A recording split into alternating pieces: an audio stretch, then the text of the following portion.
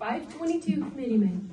One of my rules is to serve my community in connecting you, the people, to your representatives. I am very thankful for you giving up your Sunday. Your involvement and participation in this town hall shows your love of our community. I would like to welcome you to 522 State to State. It is my honor to present to you representatives that you voted in and those who serve you. Present here today are representatives from state, county, and local levels. Let's give them a big hand and thank them for their service.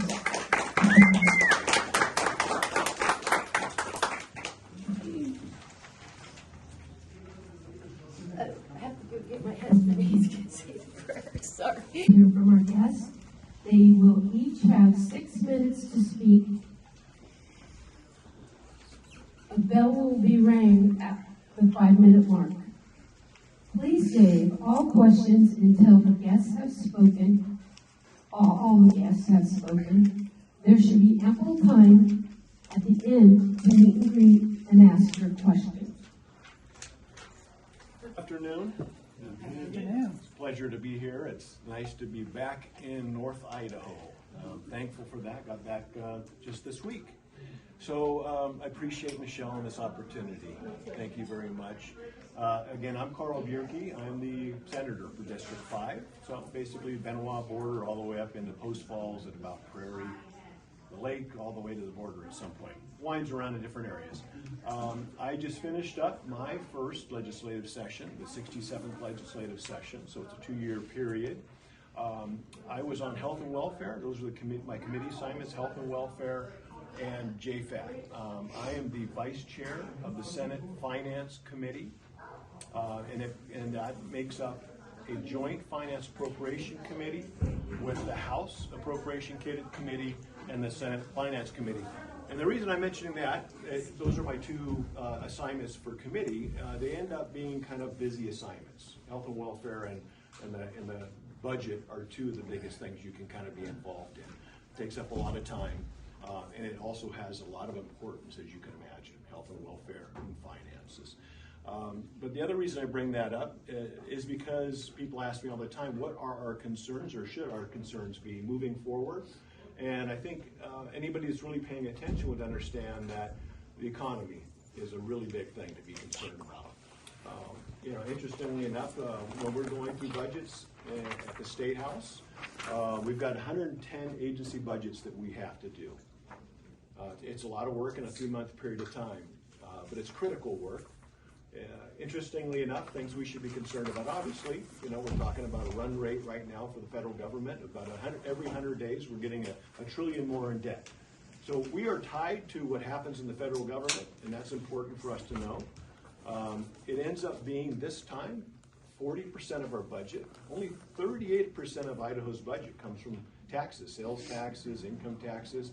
And that's kind of a scary position to be, that most of our money is coming from the federal government.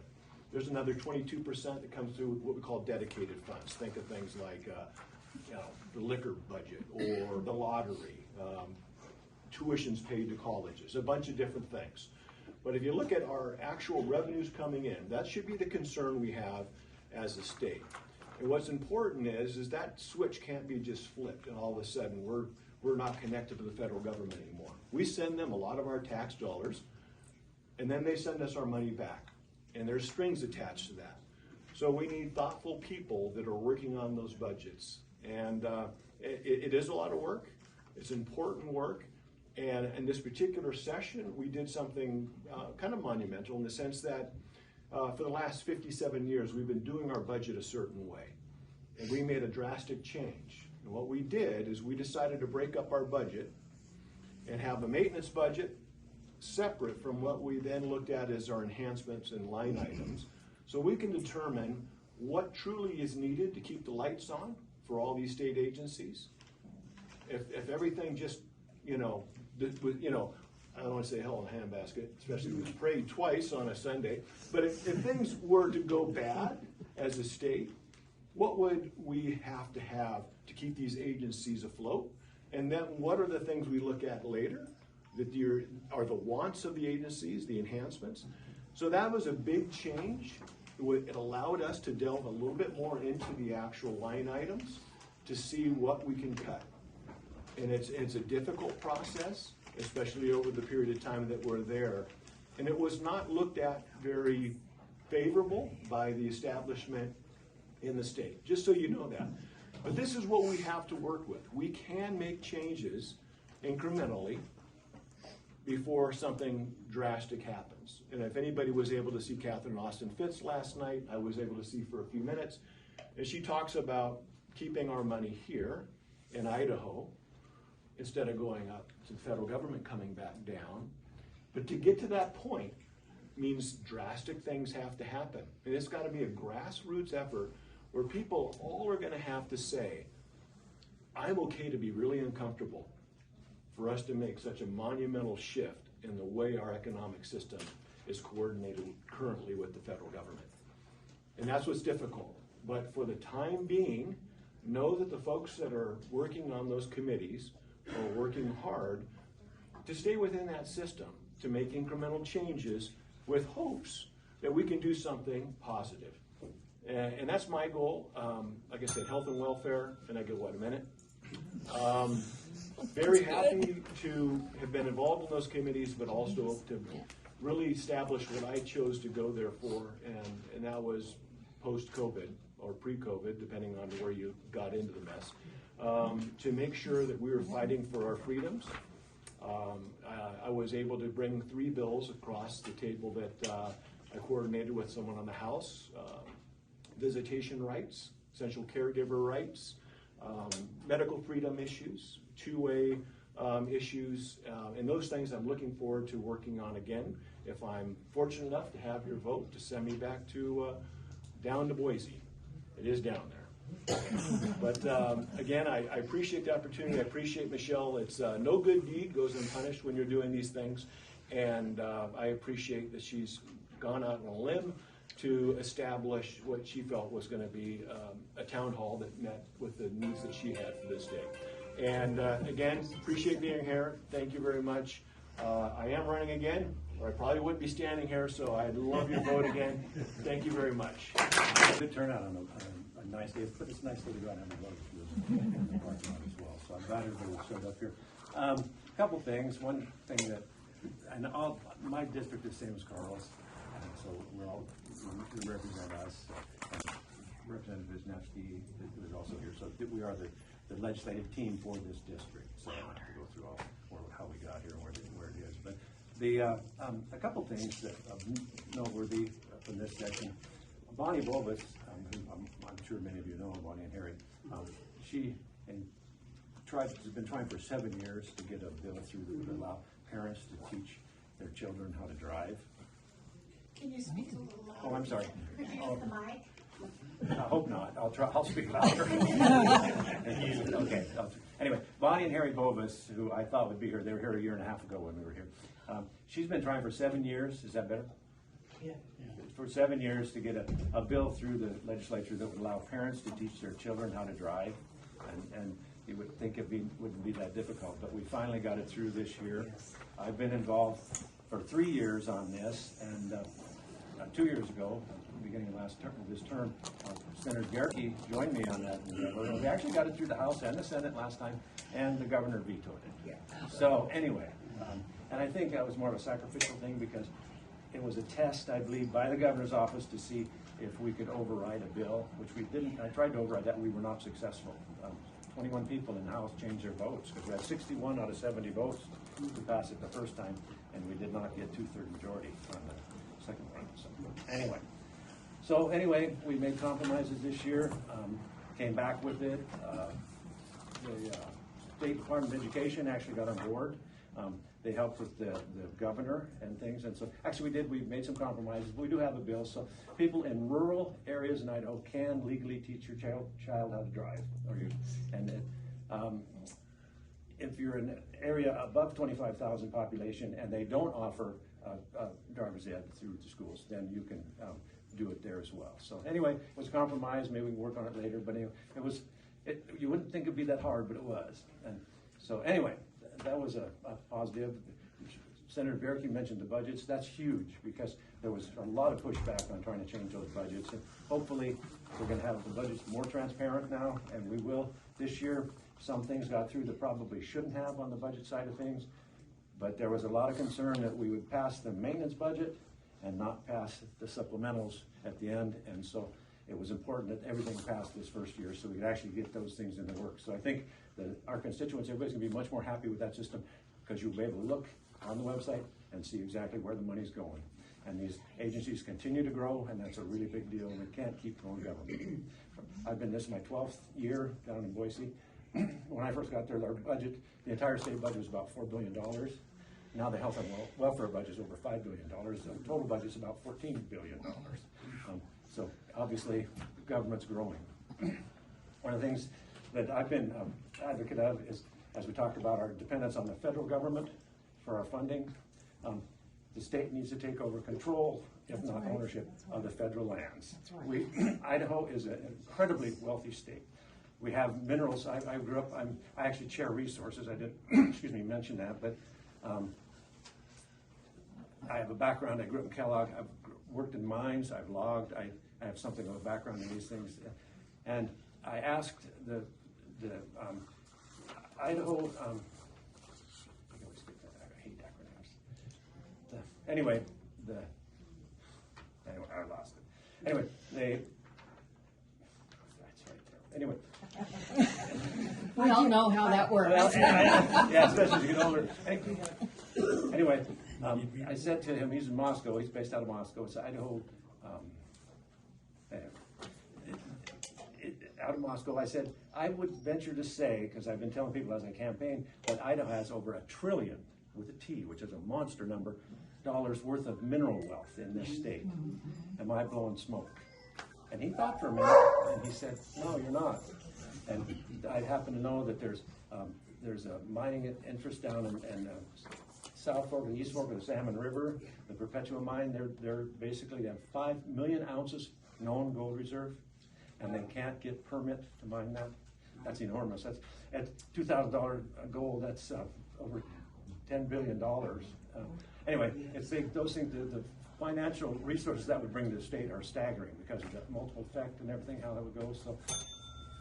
So anyway, that's kind of a resources issue, and my committee, I'm suited to that.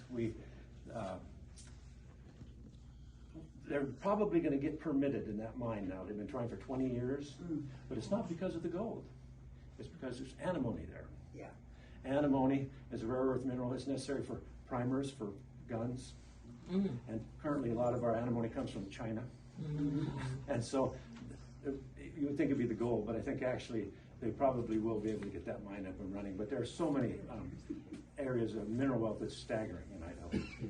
If you travel into the wilderness areas in South Fork, the Salmon River and different things, there's a quartzite that carries minerals. It's called a vein. It's siderite, so it's called, and it's everywhere. You see it in the cliffs. And when you're diamond drilling, I've done that too, a core driller for mineral exploration. That's what you're looking for is a siderite, and it's everywhere in Idaho. Anyway, thank you so much. Introducing you to some of the other things. How many are familiar with the issue of the libraries here in the state of Idaho? Okay, it's been a big topic. After 6 different bills in 3 different legislative sessions, we have finally got a library bill passed. It was House Bill 710, which was just passed and signed by the governor Wednesday morning. We went back Wednesday to make sure that we could override any governor's vetoes. We have that opportunity as a legislature. We need 2/3. I don't know if the governor saw the light or felt the heat, but he did sign the bill, and we now have a library bill that protects minors from material that they shouldn't be seeing. We're not talking about censorship. We're not talking about book burning like some of the Democrats claimed we were doing. We are just relocating that material away from the minors, and parents can still get to it. I don't know why they would want to, and heaven forbid they check it out and give it to their kids. It's material that's purely pornographic. Another issue that we passed this year, there are some states that have tried to run legislation that would make it a crime if you did not address a student or another public employee by their preferred pronoun or preferred name. So if Tommy becomes Thomasina tomorrow and the teacher addresses that person, whatever it is, as Tommy, in some states, if their legislation goes through, they could be charged with a crime and serve jail time and or a fine. What's that doing? I don't know the numbers. You can check with me afterwards. I've got a list here. That has been passed here in Idaho, so there's no forced requirement for pronouns here in the state of Idaho. So, 10 years ago, 5 years ago, would you even have thought that we would need to do stuff like that? I mean, we're trying to legislate common sense, and it's just not common anymore. These are just horrible things. Another issue that has been touched upon is the budget. The budget here in the state of Idaho has doubled since 2015. It's doubled in 9 years. How many of your salaries have gone up have doubled? What salary? Retirement or Social Whatever, Security? whatever you're living on. Whatever you're living on. Has it doubled since 2015? No, of course not. The government is growing out of bounds, and as we talked about, the budget process has been changed to allow us to hopefully pass a maintenance budget to keep the agencies afloat, and then any extras that they want we can vote on separately, so we're not torpedoing the entire budget. We can just pick and choose, almost like a line item veto, if our JFAC committee will help us out on that. One of the other things that's going to be crucial, it's already critical, but in the next 3 to 5 years, I predict this will be the #1 problem, not only in our state, but across the country, and that is inflation. I see a lot of mature people out there in the audience. How many remember 29-cent gas? Come on. 45. 45? Okay, you're a youngster. And that was in California, by the way. That's all right. You can take this quarter and go anywhere in the state and buy a gallon and a half of gas, okay? The current price of silver is about, it was up to $29. I think it's back down to about 28-ish, somewhere in that range. This quarter, which was legal tender and is now out of circulation thanks to Nixon in the 60s, this will put a gallon of gas at 18 cents. Price of gas and commodities has actually decreased as we've become more efficient in extracting resources, building materials, all those sorts of things. The only thing that hasn't changed is now you need more Federal Reserve notes to buy those equivalents. So the price of things has not gone up. The value of the dollar has decreased proportionately to the point where you need more of those worthless pieces of paper to buy your commodities, your groceries, your energy. So the CPI, the Consumer Price Index, has been artificially trashed because it doesn't include food and energy. Well, food and energy are going up, but it makes the government look better because you don't see the huge increases in the inflation when they exclude those prices from your basic inflation rates. Another thing that was proposed this time was a bill that would allow the treasurer of the state of Idaho to store gold and silver, one more minute, gold and silver in a vault using up to 7.5% of the surplus funds of the state. And people poo-pooed that. They said the price of storing that material is going to be excessive. You can put, I don't know, a couple $1 million worth of gold in a wastebasket, and it's just going to cost you less than it would cost you to go out and buy bonds and treasury notes, and those are going down in value all the time. So the gold would be a store of value. Since I gave the talk on the House floor, the price of silver escalated another 10%. So if we had done that the day that we had the testimony and we were voting on the bill, we could have been 10% richer in Federal Reserve notes, not value, than we were 2 weeks ago when we gave this presentation.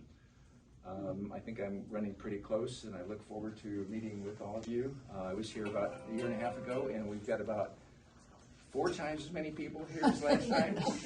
So, speak so the people in the back can hear me. I've been in office for 5 years, so this would be my 3rd term. if I am successful in the May primary. The county commissioners are over 16 departments, and that pretty much takes care of the county level of services that are not supplied by the other elected officials. So there's 9 elected officials, and the county commissioners only have budget authority. We do not have operation authority over the other 6 elected officials. So I'm looking forward to questions. I know we're not going to take them right now, but at the end of the day, because county government is quite varied, and there's just a lot that we take care of. So land use is one of the big ones. And how many are familiar with the recent rezoning decision on the reservation? Yeah. So I just want to remind everybody that in June, the door is going to close on that opt-out period. So if you live on the reservation and you do not want to have your zoning changed to agriculture, then you need to make sure that you get into community development and you get that opt-out form. I wanted an opt-in provision if we were going to do this at all, and then that way nobody would be missed, because I know, people are on vacation, people have busy jobs and all this stuff, and I'm just concerned that somebody who owns property here may not be aware of what's happening, and then they'll come to the county later wanting to do something, and they'll be, well, no, your property was rezoned in 2024. So just want to make sure that everybody's aware of that. And how many, I know there's a few people in here, but how many are familiar with the family split that the Board of Commissioners are considering? Okay, a few of you. So what the public hearing is continued to May 9th at 6 p.m. So if you have not given testimony in this matter and you'd like to, I encourage you to show up there or give us written testimony on if you support this idea or you are against the idea. Essentially, it is that if you own property and you would like to split it based on your underlying zoning for your family, that you would be allowed to do that. So there's some nuances and stuff that have to be worked out, but essentially that is just the basic overview. So even though land use is only 10% of our normal daily activities, it obviously affects our community, I would say close to 100%, because what you can and can't do on your property is very, very important. I think that's kind of what America was founded on, is private property, the ability to own not just real property, but your intellectual property and your tools and be able to make a living and support your family. I'm very big on rights, property rights, and that's what I believe elected officials should do, is they should be standing in the gap between you and the bureaucracy that has, over the years, kind of inserted itself as more of a governance mechanism or a way to control people than it really is a way to support people. It was interesting hearing Sheriff Mack talk yesterday about, we're public servants, and so we should be serving the public, not punishing, not saying that you should live your life this way or live your life that way. I'm very much in support of living your life the way that you want to, raising your kids the way you want to, school choice, and those kinds of things. That's just what I've always stood for since I've gotten into office, and that's what I'll continue to do if I am blessed enough to be reelected in May. So I think it's really important. I'm sorry, the meeting? The meeting is at the Kootenai County admin building. And so once again, May 9th at 6 p.m. for that family split. And then, like I said, you can even submit written comments or appear by Zoom. So it's just important that we all work together as a community to understand some of these land use issues. Let's see. I don't know, somebody just give me a county subject and I'll... Actually, I'd like to ask a question on something I'm curious about. Just the issue you were just talking about, do you feel like the public sentiment right now is for the family split provision or against? It is very much for the family provision. So what we look at is we love our community, we have kids, and we want our kids to be able to stay here. But the situation economically is they're not going to be able to afford homes. So people with property would love to be able to split their property so their kids can stay here. So overwhelmingly, that has been the sentiment. But the commissioner's job is to make sure that the unintended consequences are addressed, that we are not creating a situation where we're going to have all these minor subdivisions masquerade as major subdivisions and then cause infrastructure problems down the road. So it's still a big deal. I would say even after May 9th, it might be another month before all the details are worked out where we can even consider approving it or rejecting it. So. But very important for citizens to be engaged and involved, and I really appreciate you guys being here today because it's super beautiful outside and it's time for spring to show up. So thank you. Worley School Board Trustee. My name is Michelle Grossglauser, and I serve as a board member of the Plummer-Worley School District. I would like to inform you that this year we are losing a very special, hardworking superintendent, Russ Mitchell. We have hired a superintendent. Next week I will be in Boise to meet her personally. Also, if any of you have interest in touring the school to observe the many new improvements, please contact me as it would be my pleasure to give you a tour. Okay. Our next fire chief, he's been our fire chief for about 2 years. However, he got tied up in Coeur d'Alene with a training event and everything going on. I'm the next speaker after that. My name is Dion. I'm a fire captain for Worley here, and I'm based out of Fire Station 1, which is the one right off of Highway 95 up here, just north of us. I've been with Worley Fire since about 2014, so a little over 10 years, and I've been a captain for about 5.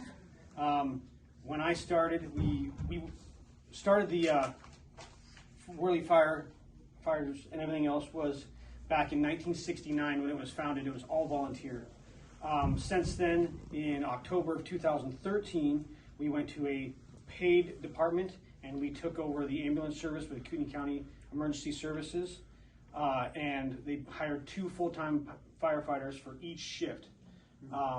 In the last year, we've upgraded that now to 3 full-time firefighters, 1 captain, and 2 firefighters, which you have in the back room here with me, on shift at any given time.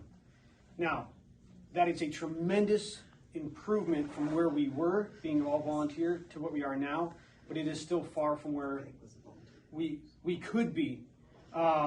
We still do a combination department, so we still have a lot of volunteers, and we rely on our volunteers immensely. Right now, I don't have any on shift with me because, again, they're all at that training event in Coeur d'Alene. But typically, we try to have at least 1 or 2 volunteers per shift so we can have at least a 4 or 5 person team going on, so we can run an ambulance and run a fire truck at the same time. Because if these guys are out on an ambulance call, it takes 2 to run the ambulance, then we only have 1 firefighter in district at any given time. Our fire chief, Scott Campos, he about 2 years ago, and since then, like I said, he's the one that upgraded us from 2 firefighters to 3. And he started a Worley Firefighter Foundation. That way we can get donations from you guys without upping your taxes. Our last thing that we want to do is make you guys pay more for your land and everything else that you're doing. We all understand, and we live in these communities too. We can't afford to pay any more based on our budgets and based on what these guys are trying to do for us and everything else. So we decided, in order to make our fire department bigger, better, and support the community in a better way, we would start a donation company, Worley Fire Foundation, and that way you guys can donate for those that can, and those that can't, we understand. With those donations so far, just in the last 2 years, we have bought 1 brand new fire truck and a set of extrication equipment. So the fire trucks, bare bones, without any equipment on them, are a little over $300,000. So, and with the equipment and everything on them, they're probably around $600,000 just to run 1 truck, which is the little one that we have out here. Not even a full-size one. The full-size ones are about $1 million per truck.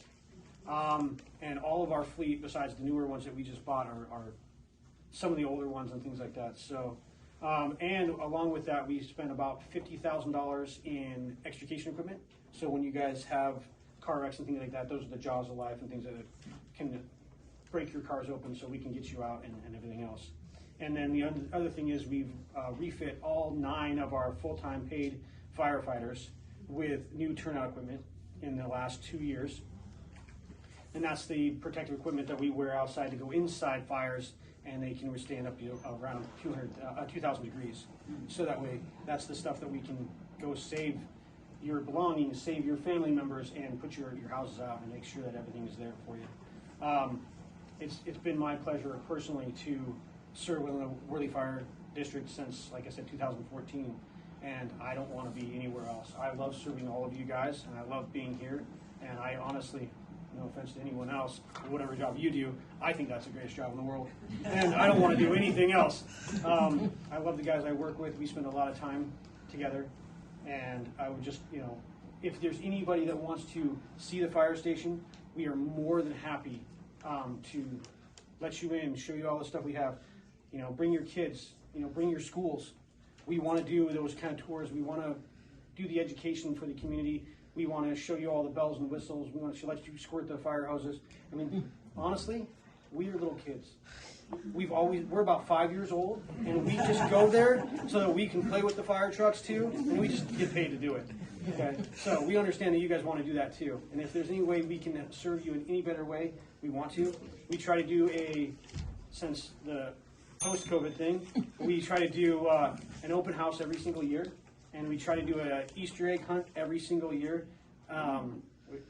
We're doing a haunted house before COVID and a few other things, and we're still trying to get back into the swing of doing all those things and getting the community back out and involved as much as possible. But yeah, by all means, if there's anything that you guys can think of that you would want us to do, we want to be there for you and serve you in every way we can. Every year we go around and we test all the hydrants in the entire district, which we service 121 square miles. And we test all the hydrants to make sure they all work, and that way we can get water to your house the best of ability. Not every community has hydrants in it, but those ones we can carry other water to. Our fire district currently has 6 full-time paid firefighters, 3 full-time captains, 2 chiefs, and 1 admin. So we're just doing the very, very best that we can to serve you and get anything else that you guys need.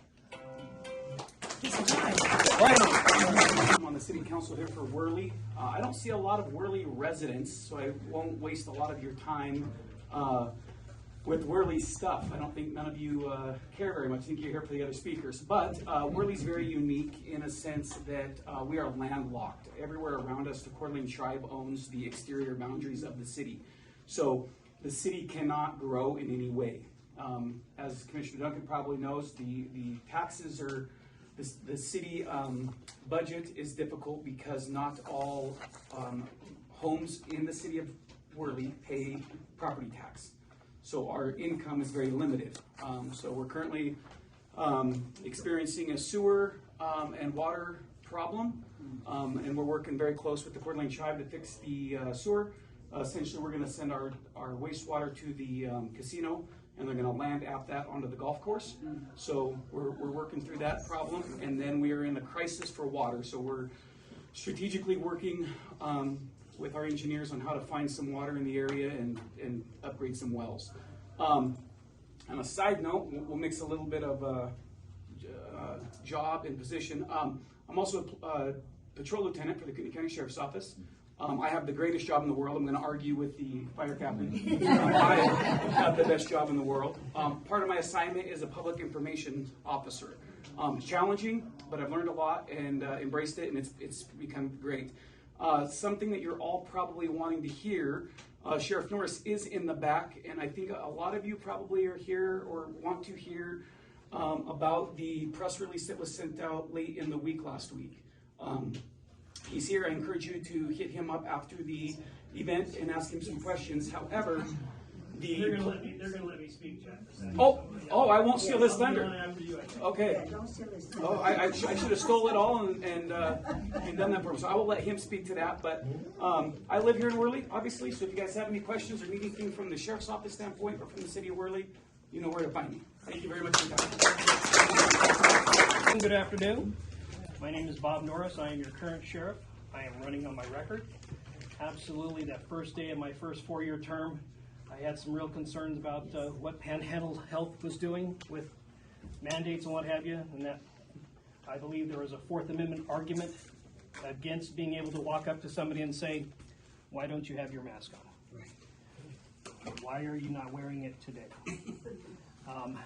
Every person shall have the right against unreasonable search and seizure. And a law enforcement officer going up to somebody is part of that Fourth Amendment protection. Also in that press release, we also said we will never interfere in a religious gathering, period. That's part of your First Amendment right. That was day one of my 4-year term. And shortly thereafter, we progressed through the office, and I did put out a press release for the July 4th weekend. And I did tell our Washington residents that we welcome our law-abiding Washington residents to come over and enjoy 4th of July activities. However, I did say, part of a public service announcement, that the laws in Idaho are much different than they are in Washington. And if you commit a crime in Idaho, we will hold you accountable. And if you bring your hard drugs here in Idaho, we're going to arrest you, and you could have in jail. Or more, you can go to prison. And I was called a racist, a white supremacist, all of those things. And I said, well, I didn't say any of that. All I said that 53% of our bookings the previous year came from our residents in Washington. And I did say, I did say it. Don't come to Kootenai County on vacation and leave on probation. That was good. I also did say we don't want you to be a part of the Kootenai County bed and breakfast. I know, that's our jail. And I also did say that if you choose to come over and commit crimes in Idaho, and if you choose to bring your hard drugs, then I said the city of Seattle, Spokane, and the whole entire state of Washington is a much better place to enjoy 4th of July activities. And boy, I had professors from New York to Seattle calling me and telling me what type of a racist I was. So we have a Republican state senator that was born and raised here in Idaho, down south. I won't give you his I'll only give you his initials. It's Jim Guthrie. Jim Guthrie wants to give driver's licenses to illegal aliens. And I sent out a press release saying that I've seen the trailer, I've seen the movie, and I've seen the sequel, and none of it's good. I wrote a press release, and I also did say some things that got called a racist and white supremacist again. Apparently, if you're winning the argument, that's what they're going to call you, is what I've learned. So I did say that as your sheriff, I issue driver's licenses here in Kootenai County, and I will never, ever issue a driver's license to somebody who came here illegally. Period. Not over negotiation. We already have a process. If you are an H-1B2 worker and you want to obtain a driver's license, we already have a process for that. And if you don't like that program, Russ Fulcher, he's your contact on that. But it's a program, it's a legal program. We support it, and we have a process for a driver's license for that. Fentanyl is the #1 law enforcement issue in Kootenai County, period. Thank you for voting for that bill. Appreciate you. Our deaths on fentanyl are 3 times what they were 4 years ago. Fentanyl now has a street price of about $3, $4, $5 a pill. It's made in an unstable environment by unstable people with unstable ingredients, and it is easy to transport right here. 99% of my fentanyl here in Kootenai County comes from the southern border.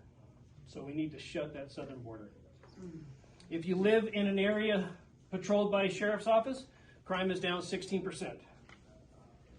And let's see what else. I guess we'll take some questions afterwards. I'm also endorsed by the Kootenai County Sheriff's Office. I only got 93% of the vote. My wife did say, you live with 3 female dogs, 2 female goats, 2 daughters, and her. For you to get 93% at work is pretty good, because you don't get that here at home. So, and I appreciate your support and your vote in the May 21st primary. Thank you very much. The Sheriff's Office has changed policy on the reservation, and we absolutely have not changed policy on the reservation whatsoever. So if you are a non-tribal member living on the reservation and you have a call for service and a sheriff's unit is closer than a tribal unit, you're going to get a sheriff's unit. If we're going to ask you if it's an in progress or just occurred event, we're going to say, well, we have tribal, they can be there in about 5 minutes. We'll be there after that, but the purpose of me cross-deputizing tribal police is for response time purposes only. We do the same thing in the north end. So if there's an ISP officer that happens to be at a location that he can get there within 5 minutes on a now or just occurred event, then they'll go and then we'll get there shortly thereafter. So no, there's been no policy change.